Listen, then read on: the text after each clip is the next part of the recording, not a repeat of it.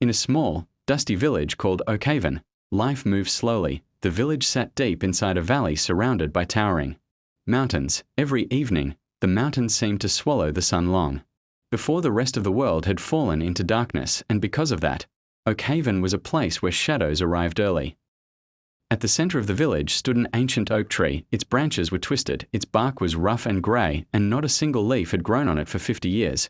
The villagers had long ago decided that the tree was dead. To them, it was nothing more than an old piece of wood standing in the village square, but one elderly man believed differently. His name was Elias. His hands were covered with the scars of a lifetime of hard work. Every morning, Elias would walk to the ancient tree and sit beneath its enormous branches, while the villagers hurried past him.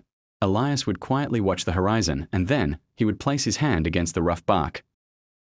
And every morning, Elias whispered the same word, bloom. That was all, just one word, bloom. The villagers thought he was strange, but Elias never stopped. The children often laughed as they ran past him. It's dead, Elias, they shouted. Don't you know? Dead wood doesn't grow again. Elias would simply smile. He never became angry. He never argued. He would only look at them and say, everything is waiting for the right kind of kindness. Little ones, sometimes, it just takes a long time to believe it is safe to start again.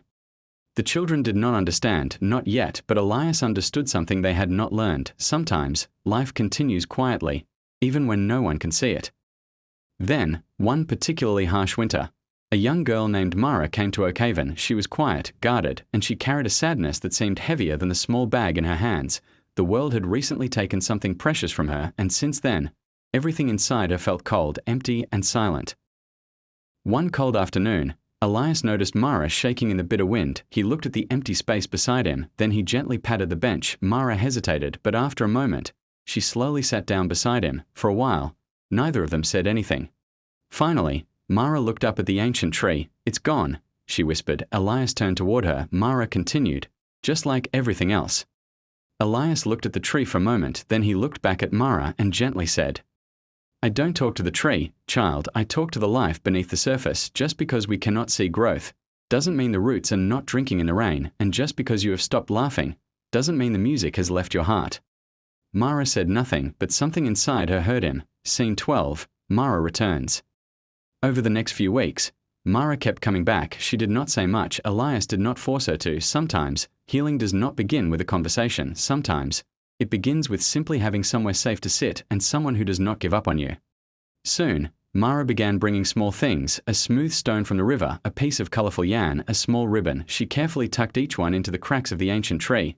The world had called the tree hopeless, but Mara decided to give it comfort anyway, and perhaps, without realizing it, she was learning to give comfort to herself. Then winter began to come to an end, but before it left, it unleashed one final storm. The wind howled through the valley, snow covered the roads, and the villagers stayed inside their homes, afraid of what the morning might bring. All through the night, the storm raged. When the sun finally rose, Oakhaven looked completely different. The village was buried beneath a thick blanket of snow. The roads had disappeared, the trees were frozen, and the entire world seemed silent. But Mara was worried. She had not seen Elias, so she walked through the deep snow toward the village square.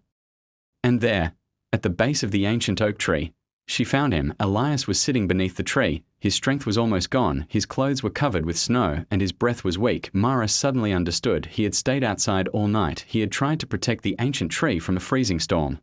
Mara did not run away. She did not wait for someone else to come. She immediately removed her own warm coat and wrapped it around Elias. Then she took his cold, tired hands in hers and gently pressed them against the tree. For the first time in months, Mara felt something powerful inside her, not fear, not emptiness, but love. Mara looked at the old tree, then she looked at Elias, and with a trembling voice, she whispered, "Bloom." But this time, she was not saying it for the tree, she was saying it for Elias. She was saying it for herself and for the part of both of them that still believed tomorrow could be different. Then, something changed. It was not a flash of magic. There was no thunder, no miracle from the sky. There was only warmth, the warmth of two souls refusing to let the cold have the final word. Deep beneath the rough bark, something was still alive. Something had been waiting. As the morning sun touched the branches, the villagers slowly began to step outside, and then they stopped. They stared. For the first time in 50 years, tiny green buds were appearing on the ancient oak tree. One by one, they pushed through the grey bark, small, delicate, but determined.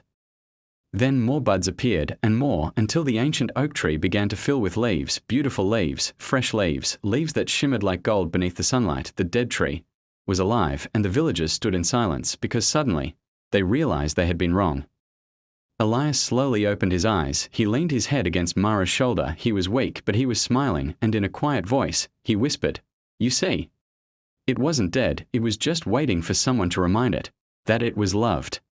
Mara looked up at the tree, and for the first time in a long time, she smiled too. After that day, Oakhaven was never the same. People stopped walking with their heads bowed. They started looking at one another. Neighbors began helping neighbors. Children began listening to the stories of the elderly, and the village square became a place where people gathered again, all beneath the ancient oak tree. The people of Oakhaven learned something important. What looks like an ending may only be a long, quiet pause before a new beginning. A person may look broken, but still have hope hidden deep inside. A dream may appear dead, but still have roots beneath the surface. And sometimes, the most powerful thing in the world is simply choosing to stay, to care, to be patient, and to keep whispering, bloom. Final message. Final message.so. If you are going through a difficult season right now, please remember this. You may not see growth yet, you may not feel hope yet, you may not believe that things can change, but that does not mean nothing is happening beneath the surface. Some things take time, some hearts need patience, and some dreams need someone to believe in them before they can begin again. So keep going, keep caring, keep believing, and when the world tells you that nothing will ever change, keep whispering, bloom. Bloom. If this story touched your heart, please like the video, subscribe to the channel, and share it with someone who may need a little hope today, and tell us in the comments what small moment of kindness or perseverance changed your perspective during a difficult time.